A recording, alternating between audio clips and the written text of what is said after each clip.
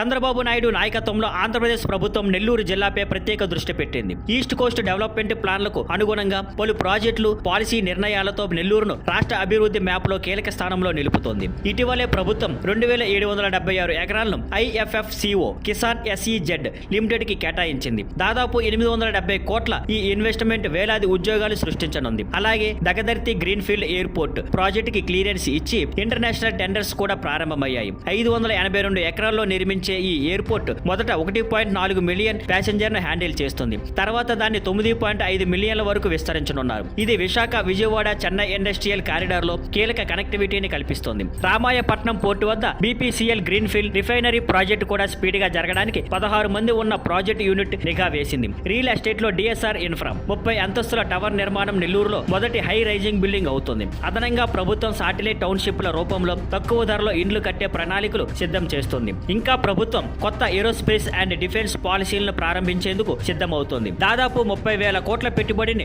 4 nodes లో రాబట్టాలని, అందులో నెల్లూరు, డోనకొండ ముఖ్య కేంద్రంగా ఉండాలని చూస్తోంది. దీనివల్ల అధునాతన ఇండస్ట్రీస్, హై వాల్యూ ఉద్యోగాలు వస్తాయి. ఈ జిల్లాలో ఇప్పటికే శ్రీహరికోటలో ISRO ఉన్న విషయం తెలిసిందే. ఇండస్ట్రీస్, ఎయిర్పోర్ట్స్, ఇండస్ట్రియల్ కారిడార్, పోర్టులు, హౌసింగ్, డిఫెన్స్ అన్ని రంగాల్లో ప్రాజెక్టులు తీసుకువస్తూ చంద్రబాబు నాయుడు ప్రభుత్వం నెల్లూరును ఆంధ్రప్రదేశ్ వృద్ధికి కొత్త ఇంజిన్ గా మలుస్తోంది. ఇది ఒక జిల్లా మాత్రమే కాకుండా రాష్ట్రం మొత్తం ఆధునిక అభివృద్ధి దిశగా సాగేందుకు చంద్రబాబు విజన్ స్పష్టంగా చూపిస్తోంది.